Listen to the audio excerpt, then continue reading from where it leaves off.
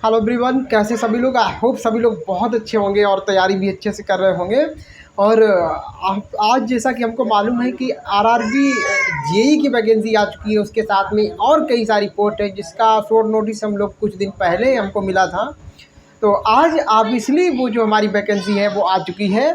तो आज सच में बहुत ही खुशी की बात है कि हम लोगों को एक और नई वैकेंसी मिल गई है।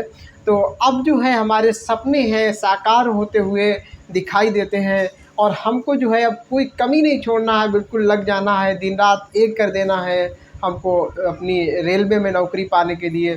ठीक है, तो बड़ा ही आज हमको अच्छा लग रहा है सब चीज़ें देख करके कि हमारी जो जेई की वैकेंसी आई है।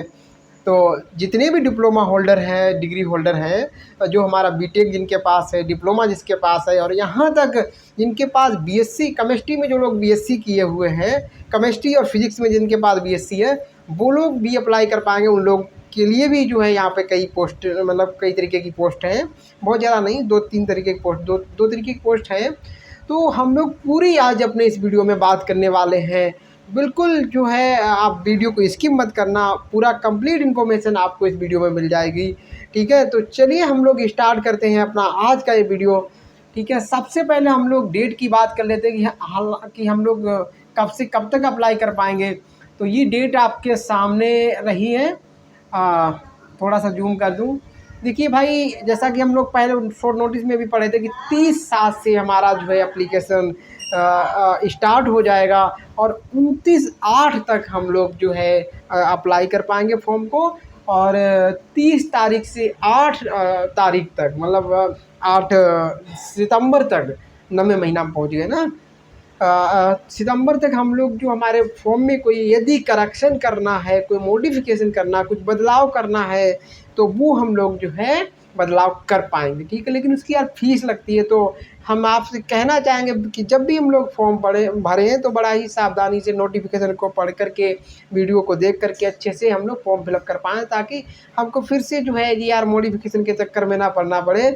और दूसरी बात ये है कि भाई, जब हम रजिस्ट्रेशन करवाएंगे, क्रिएट एन अकाउंट करेंगे, तो उस अकाउंट में जो भी हम लोग डिटेल डालेंगे, वो डिटेल जो है उसमें मॉडिफिकेशन नहीं होता है, तो वो डिटेल बहुत ही केयरफुली आपको फिलअप करवानी है या करनी है। ठीक है, तो ये चीज़ रही। बाकी हम लोग देख लेते हैं कि जो हमारी पोस्ट यहाँ पर कितनी तरीके की पोस्ट हैं। हालांकि हम लोग ये बात पहले भी कर चुके थे, जो लोग नए हैं तो वो लोग देख लें। हाँ, ये हमारी पोस्ट है केमिकल सुपरवाइज़र। थोड़ा सा फोटो को साइड में कर दूँ। Chemical supervisor research and metrological supervisor research, ये पोस्ट हमारी लेवल 7 की है, जिसका इनिशियल पे होता है 44,900। ये इनिशियल पे है। इस पर बहुत सारे हमारे जो हैं अलाउंसेस हैं, भत्ते हैं, वो जुड़ते हैं, तो हमारी सैलरी काफ़ी ज़्यादा हो जाती है। और एज हमारी वही 18 से 36 साल है। और इसमें एससी और ओबीसी वालों को जो छूट मिलती है वो तो मिलती है। देखो, ओबीसी वालों को 3 साल की, और एससी एसटी वालों को 5 साल की छूट मिलती है, तो वो लोग और इसमें जोड़ लें। बाकी जो हमारे एक्स सर्विसमैन है या जो रेलवे एम्प्लॉई हैं, उनको भी छूट मिलती है, वो हम लोग नीचे देख लेंगे। ठीक है, और ये वैकेंसी जो ऊपर वाली 1 नंबर की जितनी भी पोस्ट हैं, ये आरआरबी गोरखपुर में ही आई हुई है। ठीक है, नीचे वाली जो है सभी सभी जोन में आई हुई है, लगभग लगभग, वो भी हम लोग देखेंगे। तो नीचे कौन कौन सी पोस्ट है हमारी, देखिए, जूनियर इंजीनियर है, डिपोर्ट मटेरियल सुपरिटेंडेंट है, and chemical and metallurgical assistant है। ये सारी पोस्ट लेवल 6 की पोस्ट है। इसका इनिशियल पे होता है 35,400। ये इनिशियल पे है, इस पर बहुत सारे भत्ते वगैरह जुड़ते हैं, बहुत सारे अलाउंसेस जुड़ते हैं, तो हमारी सैलरी यही की है वो 60,000 के समथिंग करीब पहुंच जाती है।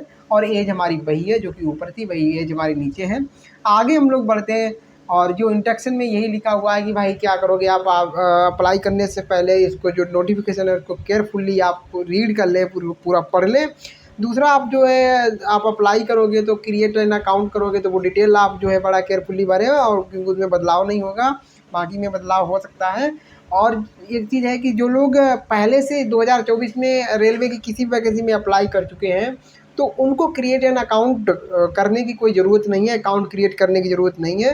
वो लोग इन्होंने पहले से ही एक अकाउंट क्रिएट कर रखा है, उसी मतलब अकाउंट की डिटेल डाल करके लॉगिन करना है और पूरा फॉर्म को फिलअप करना है। ठीक है, तो तुमको अलग से जो है क्रिएट एन अकाउंट करने की ज़रूरत नहीं है, और शायद फिर हो भी नहीं पाएगा अगर वही सेम डिटेल सब डालेंगे हम। ठीक है, हाँ। चलिए तो जी नोटिफिकेशन जो हमारे इंस्ट्रक्शन है इसमें सब में यही लिखा हुआ है, और ये भी लिखा हुआ है कि आप जो है हाँ निगेटिव मार्किंग वगैरह सब चीज़ें भी लिखी हुई है। और जो है आप जो एक ही आरआरबी में अप्लाई कर पाएंगे और एक सिंगल फॉर्म ही अप्लाई करना है। जो भी आपकी क्वालिफिकेशन है उसके हिसाब से सारी पोस्ट आपको मिल जाएंगी। आप एक से ज़्यादा फॉर्म अगर अप्लाई करोगे तो दे कैन बी कैंसल्ड, और जो है सारे आपके जो फॉर्म है वो कैंसिल हो सकते हैं। ठीक है, जनरल इंस्ट्रक्शन में ये सब चीज़ें लिखी हुई है। हम लोग चलते हैं मेन मेन चीज़ें देख लें पहले, बाकी पढ़ने के लिए तो बहुत चीज़ें हैं। देखो वो जो मेडिकल स्टैंडर्ड है, हमें यहाँ पर जो पोस्ट आई हुई है उसमें B1 भी मेडिकल चाहिए पड़ेगा, C1 भी मेडिकल चाहिए पड़ेगा कुछ पोस्ट में, और कुछ में A3 भी है। तो A3 क्या होता है कि देखो हमारी जो आँखें हैं, डिस्टेंस विजन होना चाहिए वो 6/9 का होना चाहिए, चाहे हमारा चश्मा लगाओ या चश्मा ना लगाओ। नियर विजन जो होता है, हाँ लेकिन जो चश्मा लगा है उसकी क्षमता, उसकी सॉरी पावर जो है, हाँ पावर शक्ति जिसे बोलते हैं, वो 2 डायोप्ट्री से ज़्यादा नहीं होनी चाहिए। और नियर विजन जो है 0.6 का होना चाहिए, विद आर विदाउट गिलास, चश्मा लगा हो या चश्मा ना लगा हो। आपको कलर विजन नहीं होना चाहिए, आपको बाइनोकुलर विजन नहीं, आपको नाइट विजन में नहीं होना चाहिए मतलब, और म्यूजोपिक विजन नहीं होना चाहिए। ये सारे विजन क्या होते हैं, जानकारी नहीं है तो कमेंट कर देना, हम उनको समझा देंगे आपको। ठीक है, B1 में आपकी जो आँख, एक आँख जो है 6/9 है, एक 6/12 है, चलेगा विद आर विदाउट गिलास। और वही यहाँ पर आपकी जो क्षमता है, गिलास जो लगा हुआ है वो 4 डायोप्टर से ज़्यादा नहीं होना चाहिए। और वही नियर विजन आपका 0.6 रहेगा, विद आर विदाउट गिलास, गिलास लगा हो या गिलास ना लगा हो। फिर reading close work is required.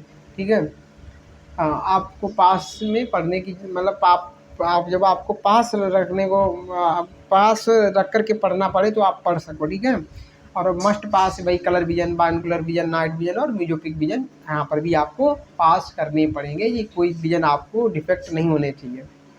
और उसके बाद हमारा आ जाता है B2 medical standard. B2 medical standard में हम लोग देखेंगे क्या होता है कि हमारी जो आँखें हैं वो 6/9 6/12 विद आर विदाउट ग्लास, और power of lens not be exceed 4D। इसकी भी जो हमारी जो है पावर है लेंस की वो 4 डायोप्टर से ज़्यादा नहीं होनी चाहिए। नियर विजन वगैरह सब वही है।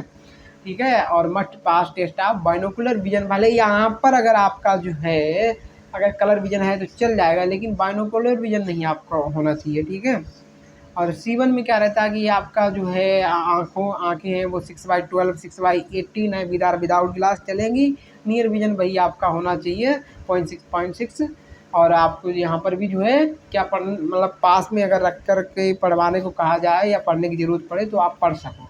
ठीक है, बाकी और कोई अगर डिफेक्ट है भी आँख में तो चलेगा C1 के अकॉर्डिंग। ठीक है, तो ये मेडिकल की बात हो गई। आगे चलते हैं हम लोग, आगे चलते हैं तो एज की बात हमने यहाँ पे कर ली थी, लेकिन छूट वूट मिलती है उस हिसाब से हम लोग देख लेते हैं। देखो भाई किसको कितना रिलैक्सेशन एज में मिलेगा, तो SC ST को 5 साल, और OBC वालों के लिए कितना रहता है, जो नॉन क्रीमी लेयर में आते हैं उनको 3 साल रहता है। एक्स सर्विसमैन को 3 साल काउंट जो UR के हैं, और एक सर्विसमैन जो OBC NCL हैं उनको 6 साल का मिल जाएगा, SC ST को 8 साल का मिल जाएगा।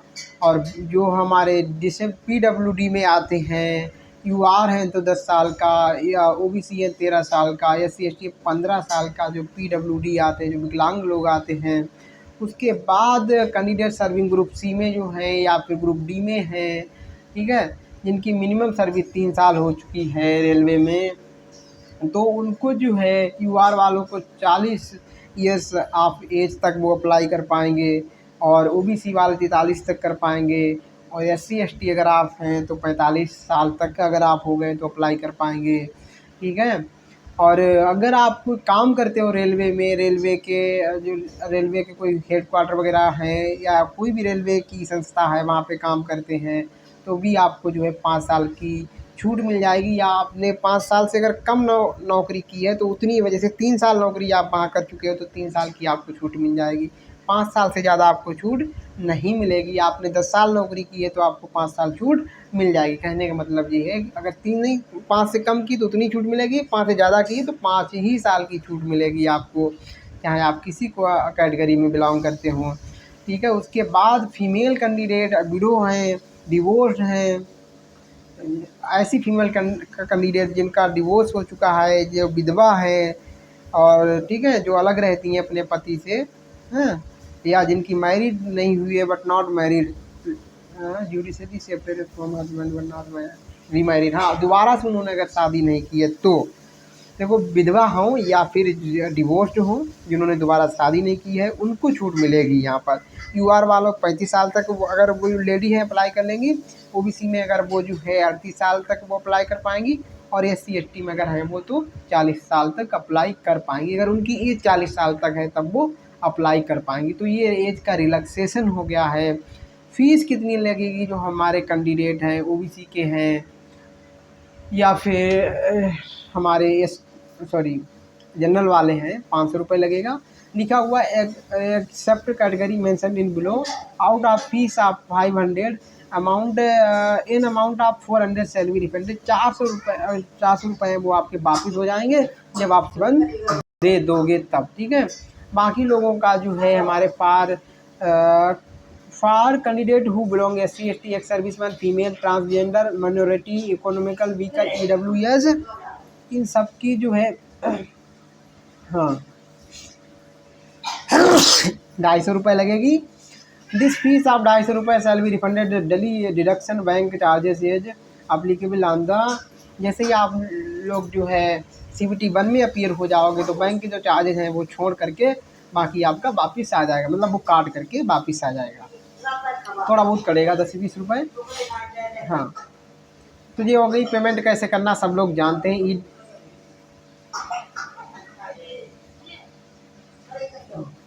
और EBS क्या होते हैं, इकोनॉमिकली वीकर बैकवर्ड से क्लास होता है। एक EWS होता है और एक ये वाला होता है। इसमें फीस में छूट मिल जाती है और रिजर्वेशन में कोई छूट नहीं मिलती है। EWS का रिजर्वेशन में छूट होती है, ठीक है। तो EWS वाले जिनकी इनकम 50,000 से कम होती है वो EBC में आ जाते हैं। सॉरी, किस में आ जाते हैं? EBC, जिनकी इनकम 50,000 से कम है तो इनको फीस में छूट मिल जाती है और कोई बात नहीं। तो दोनों को सेम ना समझें आप। हाँ, बाकी हम लोग जल्दी से आगे चलते हैं। क्वालिफ़िकेशन बहुत ज़रूरी है देखना यहाँ पर, और वैकेंसी बहुत ज़रूरी है देखना, ठीक है। तो क्वालिफ़िकेशन पे हम लोग चलते हैं जल्दी से। पहले सिलेबस जो दिया होगा तो हम लोग पहले सिलेबस देख लेंगे और आपको बता दें कि भैया देखो सिलेबस, हमारी बात करें तो सिलेबस आ चुका है, जल्दी से देख लेते हैं।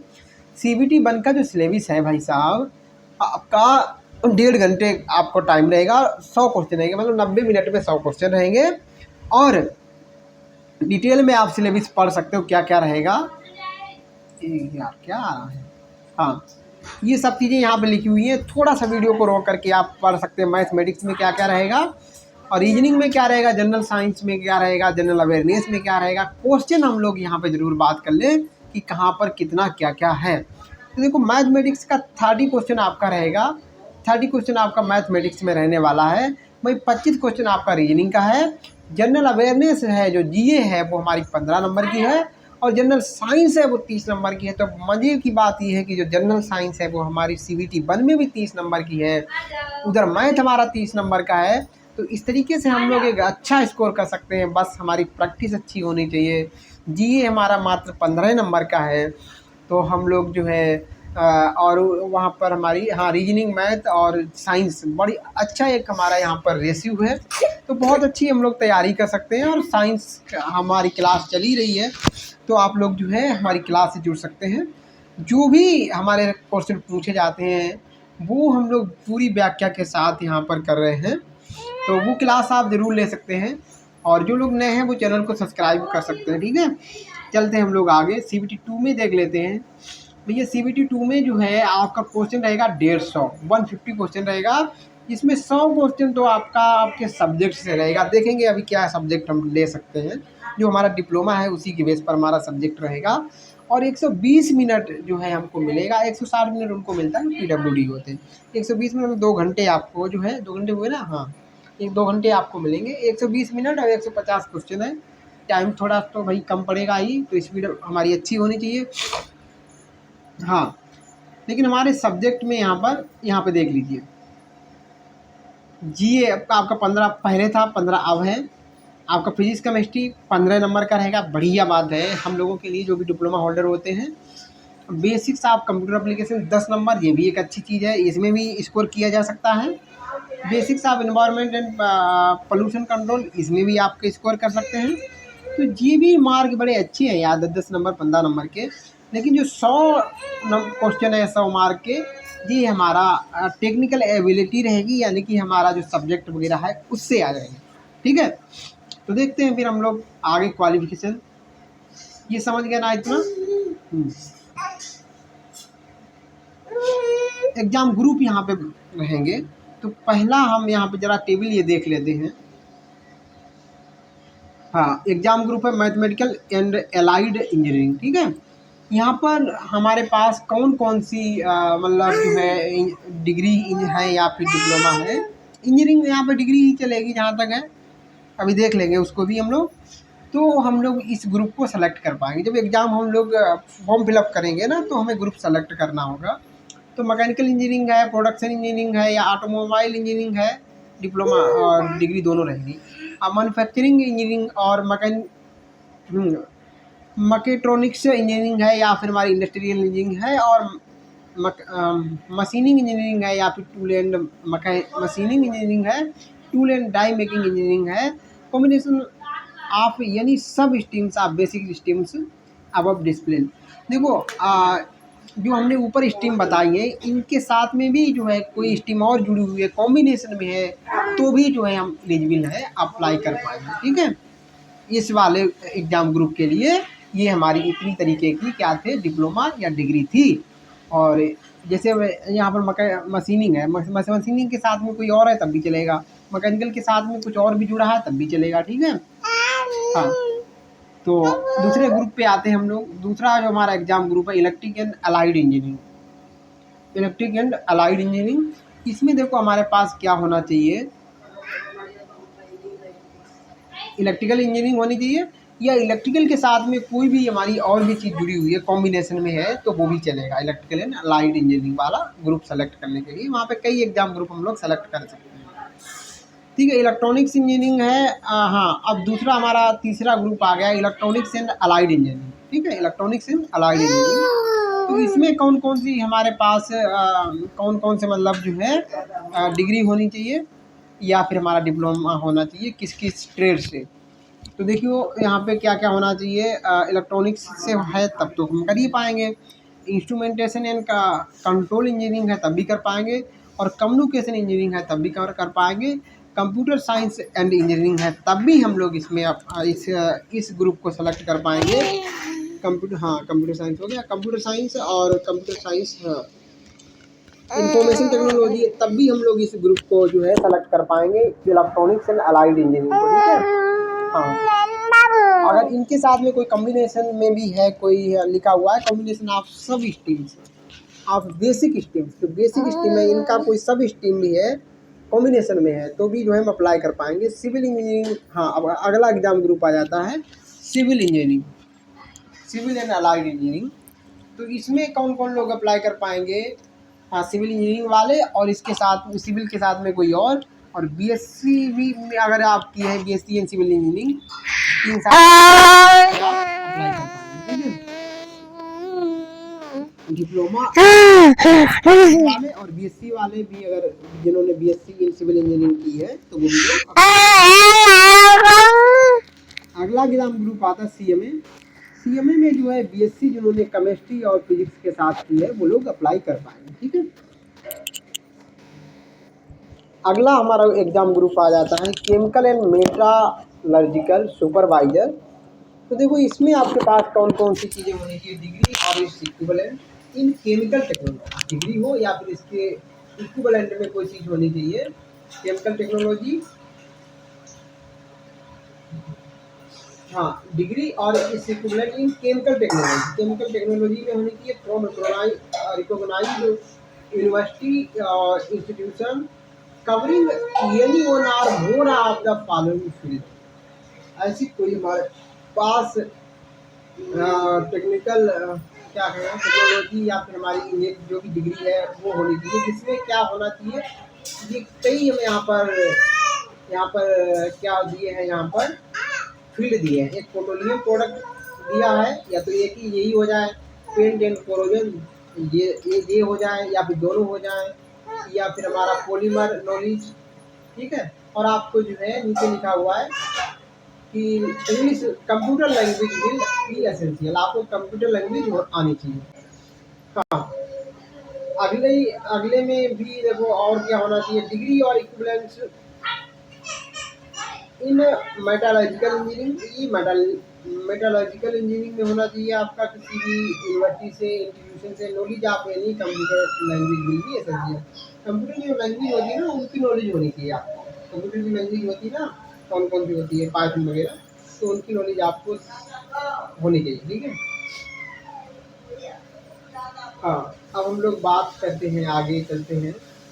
नॉर्मलाइजेशन वगैरह का फार्मूला है ये सब। मेन चीज़ है कि अभी हम लोग देख लेंगे कि हमें पोस्ट वाइज जो है क्वालिफिकेशन, ये तो क्वालिफिकेशन ग्रुप के हिसाब से दी थी, पोस्ट वाइज क्वालिफिकेशन अभी देखते हैं हम लोग।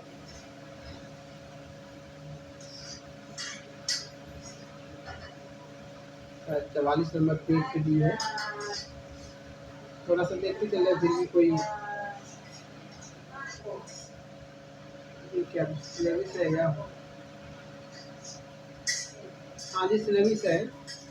तो सिलेबस हम आपको दिखा दे रहे हैं, बाद में सिलेबस के लिए अलग से वीडियो बना देंगे, ठीक है।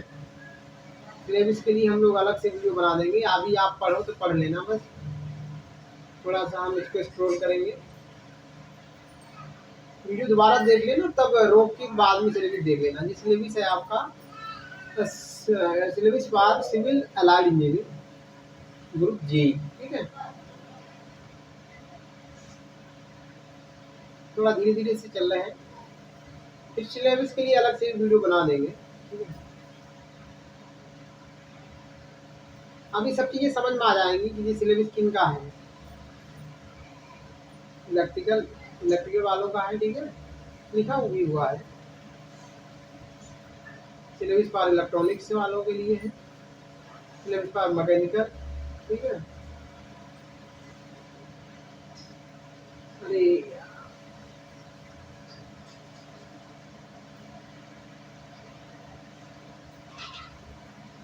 ये जल्दी जल्दी नहीं, थोड़ा सा धीरे करें। सीएमए वालों के लिए सिलेबस है, बढ़िया इनका सिलेबस है सीएमए वालों के लिए।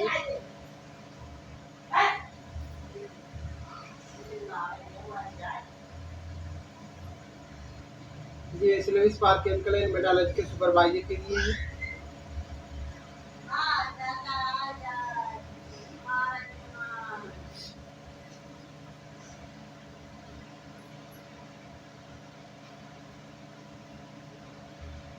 अब हम लोग देखते हैं, ये टीम अच्छे से देख लेंगे, बस हो जाएगा हमारा काम। वैकेंसी देख लेंगे कहाँ पे कितनी है। तो देखिए, केमिकल सुपरवाइजर रिसर्च के लिए हमारी क्वालिफिकेशन क्या होनी चाहिए। मेडिकल जो आपका है, ये डिपार्टमेंट मैकेनिकल वाला है, और सब डिपार्टमेंट R&D है। इसका बी मेडिकल स्टैंडर्ड जीवन रहेगा, और ये लोग विकलांग वाले भी अप्लाई कर पाएंगे, ठीक है। BI वाले नहीं अप्लाई कर पाएंगे, इनको BI है, बाकी लोग अप्लाई कर पाएंगे। इनके पास क्या होना चाहिए, डिग्री और equivalent in chemical technology from a recognized university institution covering, हाँ, ये हम लोग जो पढ़ कवरिंग एनी वन और more of the following field. आपके पास क्या होना चाहिए, केमिकल टेक्नोलॉजी में डिग्री डिप्लोमा होना चाहिए, और एक फील्ड आप इसमें कवर करोगे, पेट्रोलियम प्रोडक्ट का हो, चाहे वो पेंट्स एंड कोरोजन प्रिवेंशन का हो, या फिर आप जो है पॉलीमर्स नॉलेज, आप पॉलीमर का नॉलेज हो, या फिर हाँ वो तो होनी ही, मतलब इनमें से तीनों में से एक, या फिर तीनों में से दो, या फिर तीनों होनी चाहिए। और कंप्यूटर की नॉलेज आपको जरूरी है। ऐसे ही मेटालर्जिकल सुपरवाइजर के लिए भी है, डिग्री आप इक्विवेलेंट इन मेटालर्जिकल इंजीनियरिंग किसी भी बोर्ड से आप किए हैं, मतलब यूनिवर्सिटी से किया है, इंस्टीट्यूट से किए हैं, और आपको कंप्यूटर की नॉलेज होनी चाहिए, कंप्यूटर लैंग्वेज की नॉलेज होनी चाहिए, ठीक है। ये हो गई इसके लिए। आगे देखते हैं हम लोग, आगे देखते हैं कि अगर जूनियर इंजीनियर हम लोग इलेक्ट्रिकल में बनना चाहते हैं, हमारा डिपार्टमेंट भी इलेक्ट्रिकल है, और ये भी हमारा इलेक्ट्रिकल है, general service electrical. Electrical EMU के डिपार्टमेंट अलग अलग हैं, ठीक है। EMU इलेक्ट्रिकल डिपार्टमेंट, यही सब डिपार्टमेंट है ये, ठीक है। PRD वर्कशॉप, ठीक है, यहाँ तक सब किसका है, इलेक्ट्रिकल वालों का।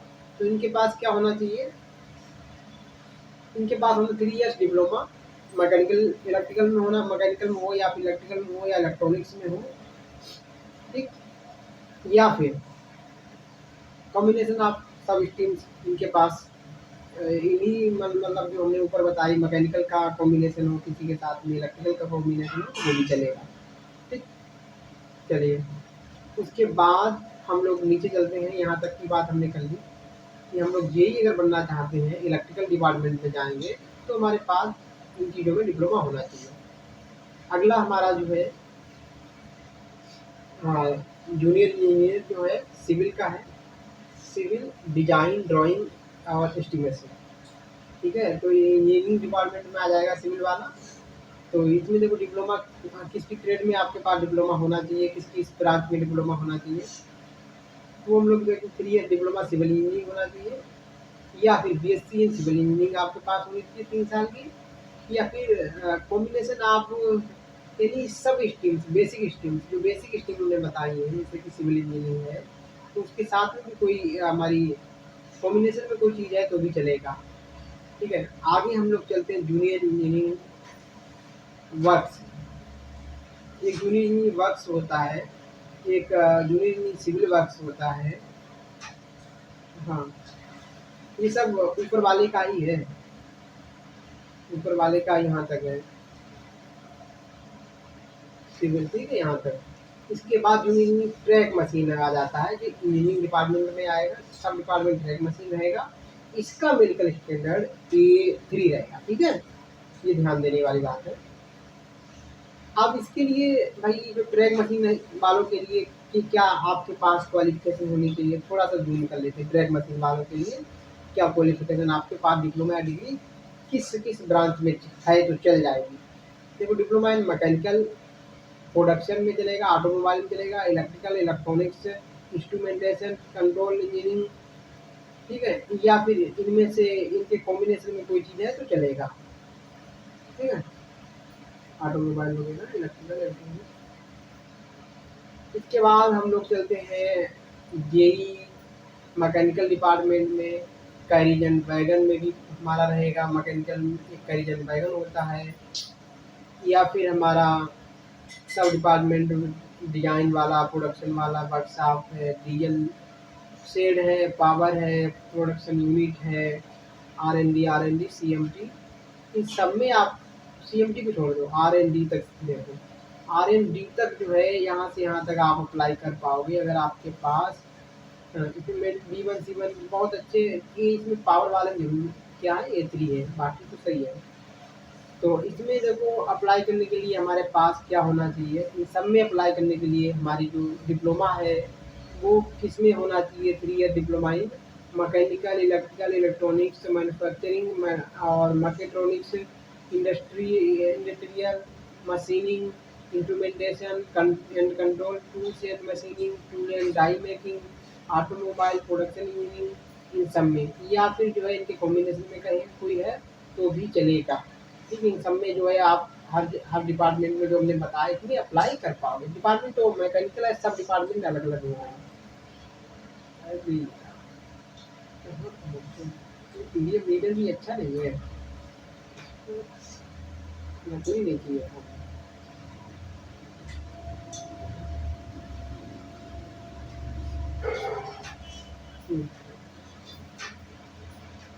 मैकेनिकल वाला देख लिया आपने?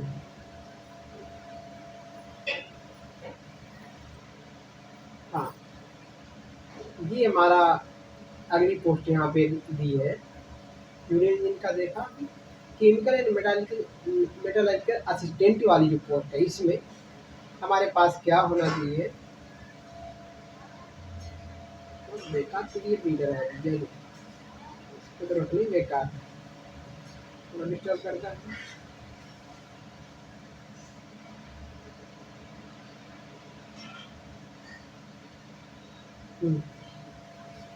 इसमें आपके पास bachelor degree in science with physics, ठीक, केमिस्ट्री विद मिनिमम 55% मार्क के साथ होनी चाहिए।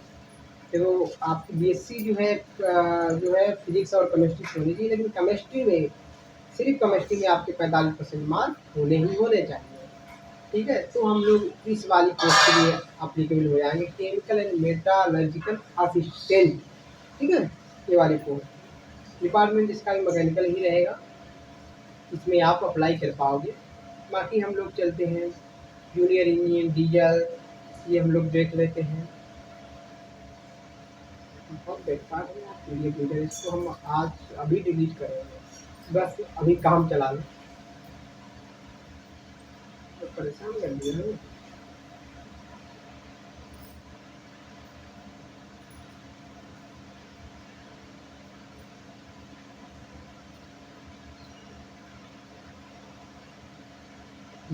यहीं पे थे, पेज नंबर 43 पे थे। देखो डीजल वाला जो भी जूनियर इंजीनियर है उसके पास क्या होना चाहिए, 3 years diploma in mechanical electrical electronics, या फिर इनके साथ में कोई है तो भी, इनके साथ में कोई सब ब्रांच है तो फिर वो चलेगी। ठीक है, ये हमारे मेडिकल स्टैंडर्ड है। उसके बाद जो है यहाँ से चालू हो जाता है दूसरा, ये क्या चालू हो जाता है, एसएनटी का चालू हो जाता है।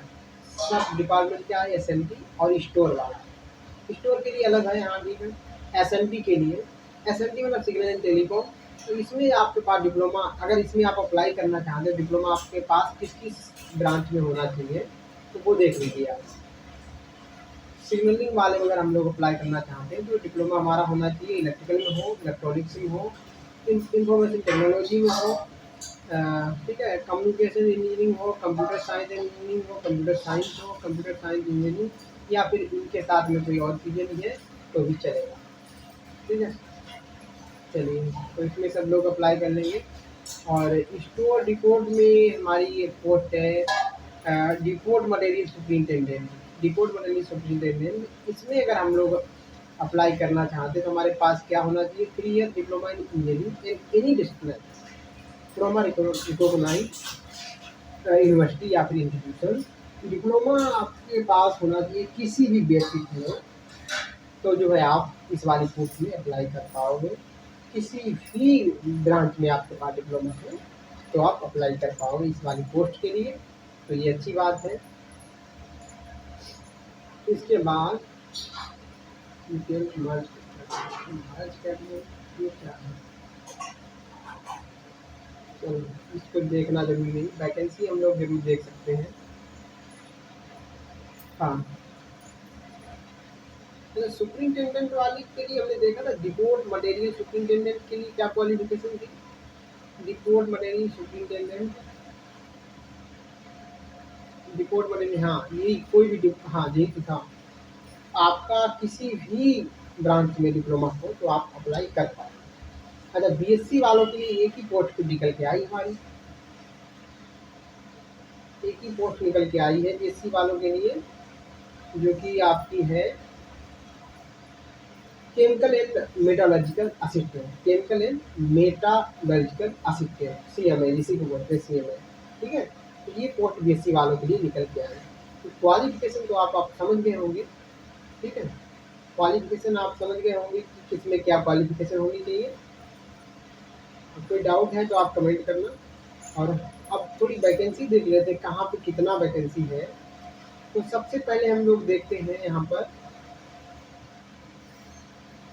आरआरबी वाइज अहमदाबाद सबसे पहले है। सबसे पहले अहमदाबाद।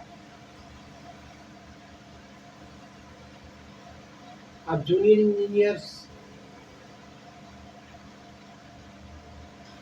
ज़्यादातर जूनियर इंजीनियर की ही यहाँ पर पोस्ट है, थोड़ा सा जूम कर लूँ।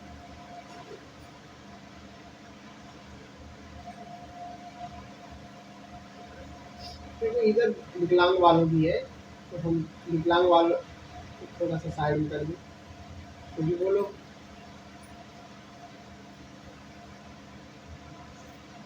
उनका भी अभी साइड में लगा देंगे बाद में, पहले यहाँ तक देख लो आप। तो जूनियर इंजीनियर की पोस्ट ज़्यादातर है। पहली हमारी यूआर वालों के लिए है पहला कॉलम, फिर एससी एसटी ओबीसी और ईडब्ल्यूएस टोटल। ठीक है, तो अपना कॉलम देख लो कैटेगरी वाइज आपकी कौन सी कैटेगरी आती है। सारी यहाँ पर जूनियर इंजीनियर है। डिपोर्ट मटेरियल सुपरिटेंडेंट की यहाँ पर थोड़ी सी है पोस्ट यूआर वालों के लिए, और यहाँ पर बीएससी वालों के लिए कुछ भी नहीं है। चलो नीचे चलते हैं। अजमेर आ गया है।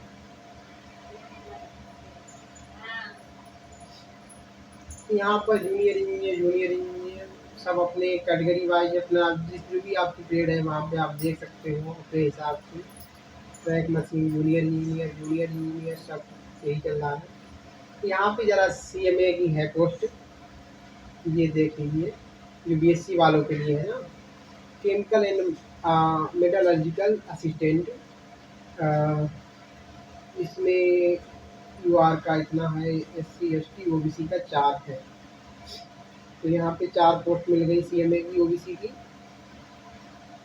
बाकी जूनियर इंजीनियर की सब है। डिपोर्ट मटेरियल सुपरिटेंडेंट की कुछ पोस्ट यहाँ पे है, आप देख सकते हैं, ये वाली लास्ट वाली। फिर बेंगलुरु में अगर हम लोग चले तो जूनियर इंजीनियर की सारी पोस्ट है।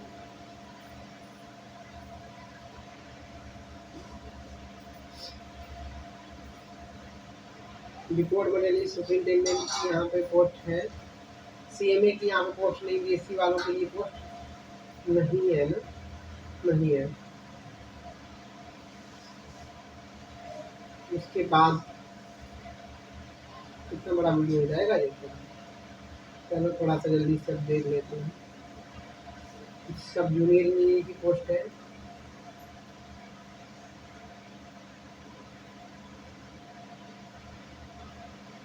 सारी जूनियर इंजीनियर की है, और डिपोर्ट मटेरियल सुपरिटेंडेंट की भी है कुछ,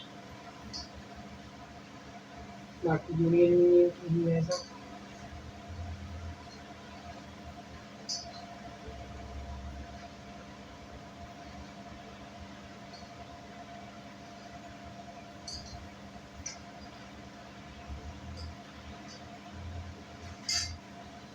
सारा जूनियर इंजीनियर का ही है। डिपोर्ट मटेरियल सुपरिटेंडेंट की है कुछ।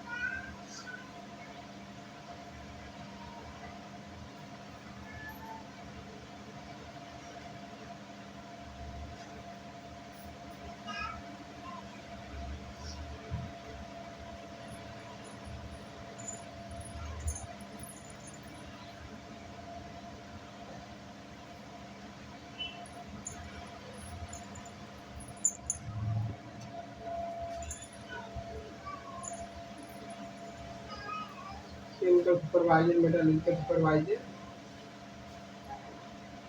उनके लिए यहाँ पे कुछ पोस्ट है।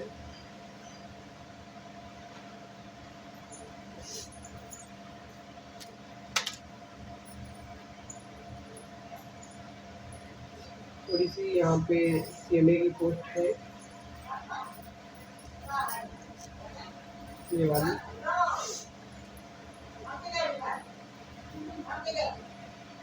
डिपोर्ट मटेरियल सुपरिटेंडेंट की कुछ है, गुवाहाटी में देख लीजिए। डिपोर्ट मटेरियल सुपरिटेंडेंट की यहाँ पे कुछ है, और सीएमए की भी कुछ है।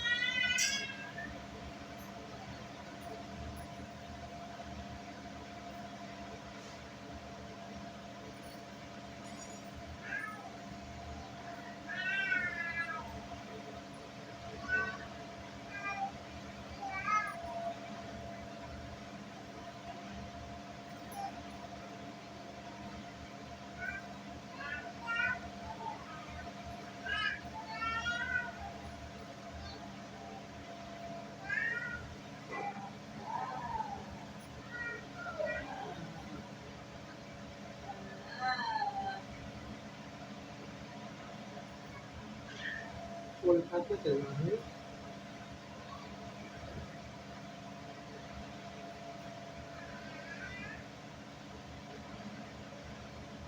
बाकी कोच के लिए हम लोग अलग से वीडियो बनाएंगे, अभी देख लीजिए।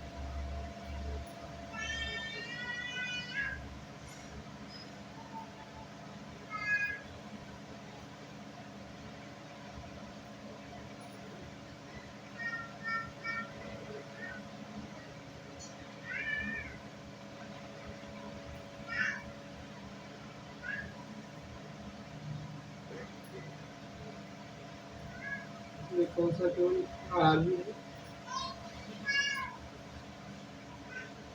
मुंबई। मुंबई में पोस्ट अच्छी आ जाती है।